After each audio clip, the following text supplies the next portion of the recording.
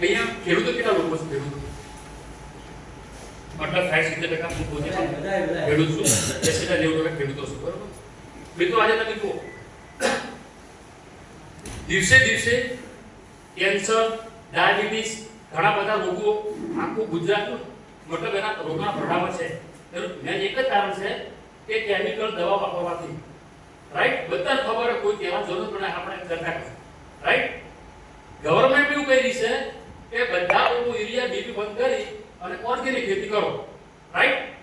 2 મહિના પહેલા પીપળું કટિંગ આવ્યું તે તમે વધારે ખાલી લગભગ લમસમ 4 એકરની કઈ વાત હતી કે 20,000 સબસિડી મળશે જે શાકભાજી હશે ઓર્ગેનિક. હવે ખેડૂતો તકલીફ ક્યાં છે કે ખેતી તો ઓર્ગેનિક બધાને કરવી છે, પણ તકલીફ એ છે કે એનો જે ખર્ચો છે ને મૂકવો પડે. યસ, રાઈટ કે ખોટી વાત? પણ હવે એનું સોલ્યુશન આપણે આયા છે. સમજો કે ડીએપી ની કિંમત 1200 થી કેટલા 1800 થી આજુબાજુ છે, છે?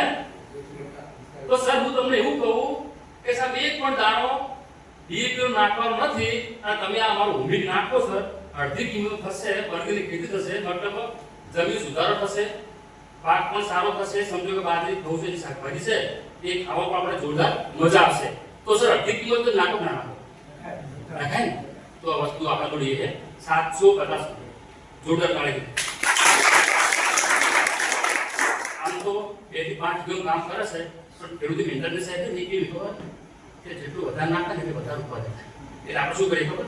ભાઈ તું તારી દબો નાખ, આખો 1 એકર ચાલે ના ચાલે, કિંમત અડધી ઓર્ગેનિક ખેતી, રાઈટ? તો જે લોકો ખેડૂતો છે પહેલી તકે આનો મતલબ તમે પોતે રિઝલ્ટ લો. કેમ? તમે તો તેની સીધા રિઝલ્ટ લીધું 100% ની સાથે 110% રિઝલ્ટ થાય.